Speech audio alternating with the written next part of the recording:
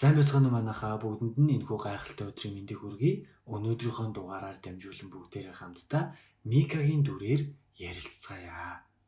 За Микаг харах юм бол Ефраимийн уулархаг нутагт амьдардаг байсан байна.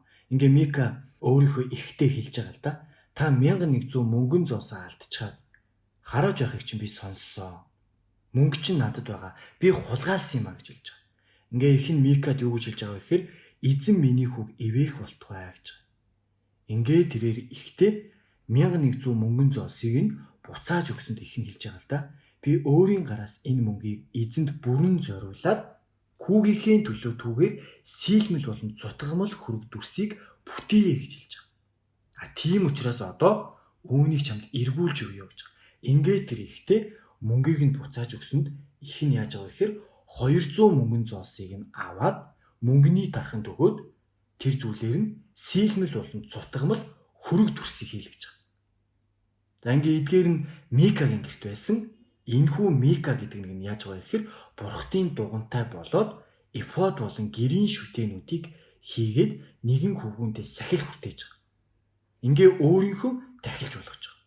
За энэ үед бол Израильд хаан байгаагүй учраас хүн бүр өөрийнхөө нүдэнд зөв гэж үзснээр үйлддэг байсан байгаа гэж гарч ирж байгаа.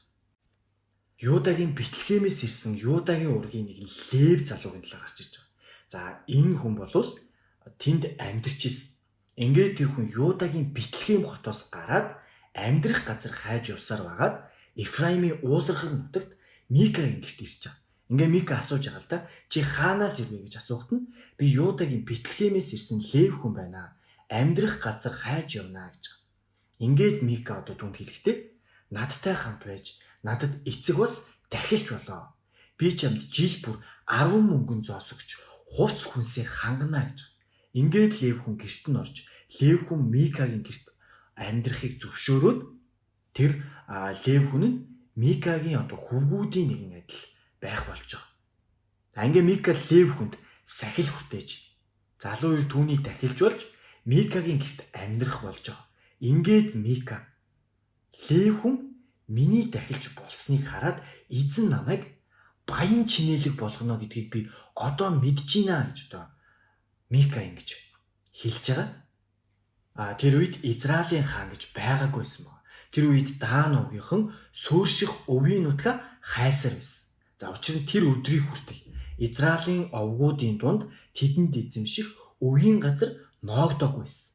Тиймээс Дааны хөвгүүд өөрсдийн бүлийг төлөөлүүлээд бүх хүмүүсээсээ 5 зоригт ирсийг Зоро болон Ишталоос газар хайж судлуулахаар илгээгээ тэдэнд хэлж байгаа.